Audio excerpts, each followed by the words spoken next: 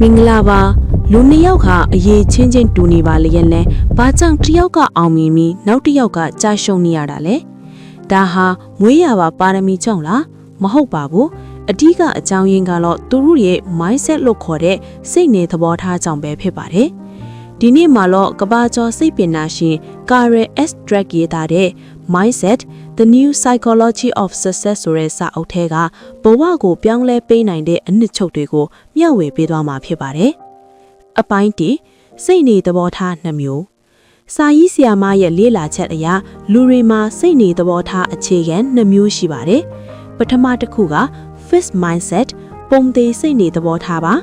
ဒီလိုလူတွေဟာဉာဏ်ရည်နဲ့အရေးချင်းဆိုတာမွေးရပါအတိုင်းပဲပြောင်းလဲလို့မရဘူးလို့ယုံကြည်ကြပါတယ်။ဒါကြောင့်သူတို့ဟာအမားလုံးမိမာကိုအယမ်းကြောက်ပြီးကိုရောချောင်းကိုပဲအမြဲတက်တည်ပြချင်နေတတ်ပါတယ်။ဒုတိယတစ်ခုကတော့ Growth Mindset တိုးတက်ပြောင်းလဲလို့သောစိတ်နေသဘောထားပါ။သူတို့ကတော့အရေးချင်းဆိုတာစ조사ရင်လေ့ကျင့်ရင်တိုးတက်လာနိုင်တယ်လို့ယုံကြည်ကြပါတယ်။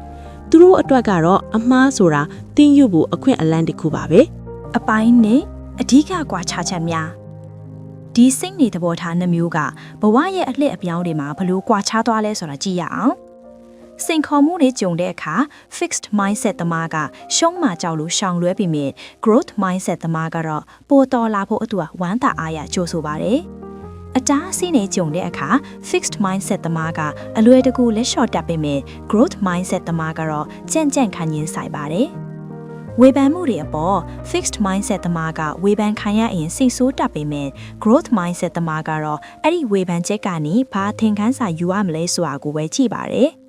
ဒီကွာခြားချက်လေးတွေကပဲနှစ်အနည်းငယ်ကြာတဲ့အခါမှာသူတို့နှစ်ဦးရဲ့အောင်မြင်မှုကိုကောင်းကင်နဲ့မြေကြီးလို့ကွာခြားသွားစေတာပါအပိုင်း3စိတ်နေသဘောထားကိုပြောင်းလဲခြင်းဒီစာအုပ်ရဲ့အကောင်းဆုံးသတင်းစကားကတော့ mindset ကိုပြောင်းလဲလို့ရတယ်ဆိုတဲ့အချက်ပါပဲဥပမာကလေးတွေကိုချီးကျူးတဲ့အခါတားငါညံကောင်းလိုက်တာလို့မပြောပါနဲ့ဒါကကလေးကို fixed mindset ဖြစ်စေပါတယ်အဲ့ဒီအစားတားတော်တော်လေးကြိုးစားထားတာပဲဆိုပြီးသူ့ရဲ့ကြိုးစားအားထုတ်မှုကိုချီးကျူးပေးပါဒါဟာ growth mindset ကိုပြိုးထောင်ပေးတာဖြစ်ပါတယ်ကိုလည်းငါဒါကိုမတက်ဘူးလို့မပြောမဲ့အစားငါဒါကိုအခုထိမတက်သေးဘူး not yet လို့ပြောင်းလဲတွေးကြကြည့်ပါနီးကုန်းချုပ်လိုက်ရင်တော့တင့်ရဲ့အရေးချင်းကိုတတ်မှတ်တာဟာတင့်ရဲ့မွေးရပါပါရမီမဟုတ်ဘဲတင့်ရဲ့စိတ်နေသဘောထားတာဖြစ်ပါတယ်ဒီနေ့ကစပြီး growth mindset ကိုမွေးမြူပြီးအောင်မြင်တဲ့ဘဝကိုတည်ဆောက်လိုက်ကြရအောင်ဒီဗီဒီယိုလေးကိုကြိုက်နှစ်သက်ရင် like နဲ့ subscribe လုပ်ထားဖို့မမေ့ပါနဲ့အောင်အားလုံးပဲတိုးတက်တဲ့စိတ်နေသဘောထားတွေနဲ့ပျော်ရွှင်နိုင်ကြပါစေကျေးဇူးတင်ပါတယ်